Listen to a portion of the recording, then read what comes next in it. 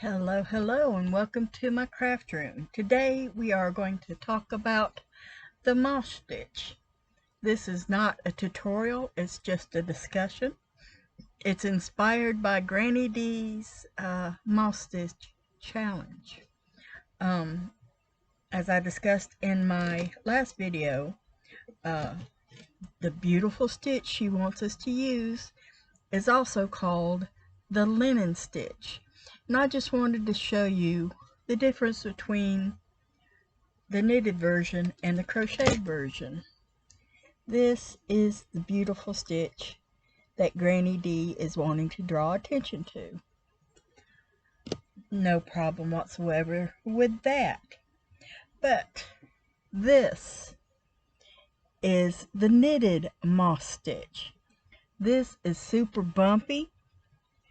It's now in this tough kitchen cotton. It's almost like something you'd want to use to scrub your dishes with, because it's a purl and a knit, and then the next row you knit the purls and purl the knit.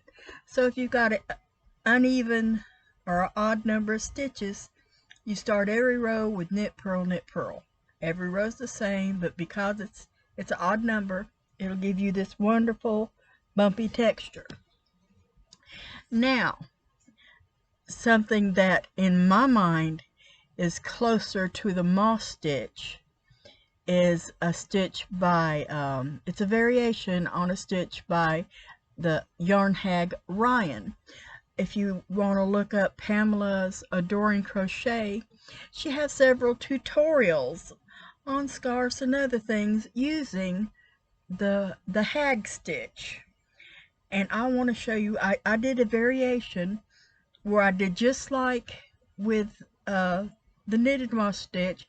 I chained an uneven number and then +1 for my turning chain, and then with the hag stitch you use a half double crochet. So this is a little bit larger than the linen stitch, and also it's larger than the actual moss stitch, but it has visually it's very comparable. Here's that. I don't know. There you go. If you see, well, it's easier to feel if you feel one is up, there's an up one, and then there's one that's back in behind. Here's an up one, that's back in behind. So it's very similar in texture to the moss stitch. I really like this. I've got a scarf that I started working on, never did finish it, using this type of hag stitch. Now in the hag stitch shown by a lot of tutorials that are going on, where it looks more like a double moss stitch or a double seed stitch.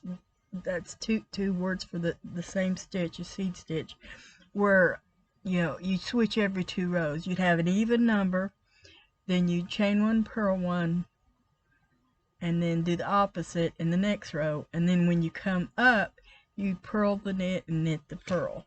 So you've got 2 offsets.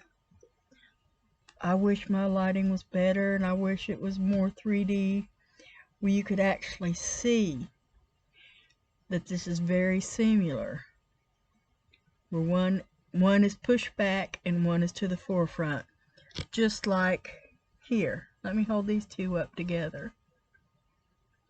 See, one is in front, one is behind.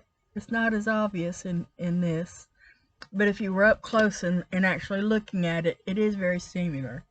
I don't know if there's a way to shrink this down to a single crochet, because in the hag stitch Ryan you use what they call the 3rd loop. If you're familiar with the camel stitch, it's like doing a camel stitch in the front and then a back loop only, and then the next row you do the exact same thing if it's uneven, and it'll come out. I love that texture. Back and front, back and front.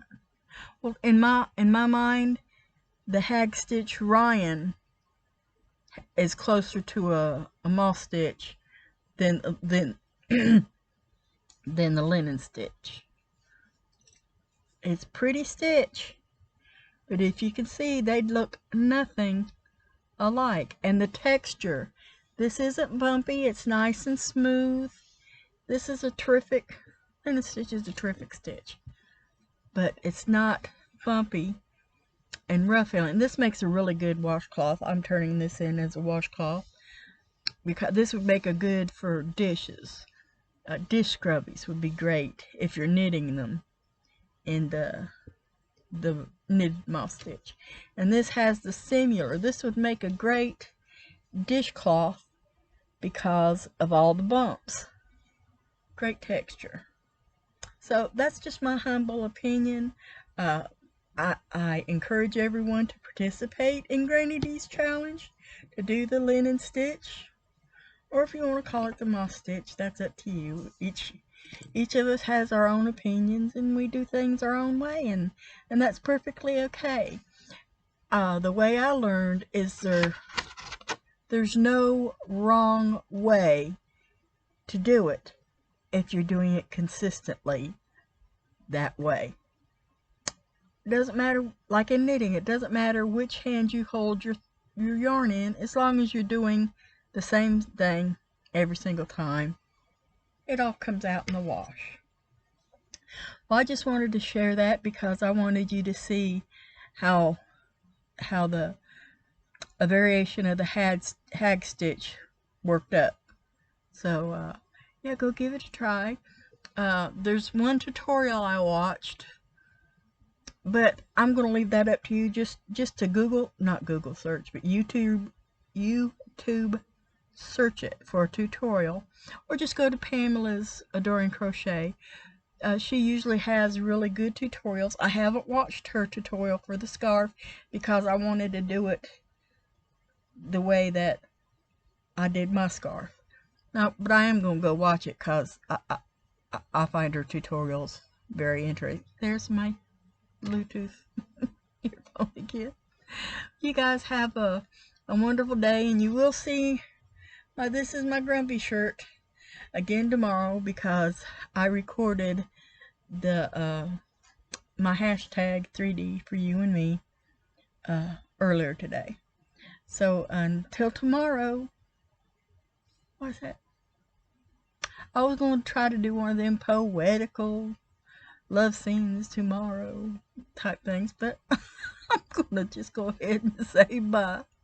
I love you guys, and stay safe and love each other. Bye-bye.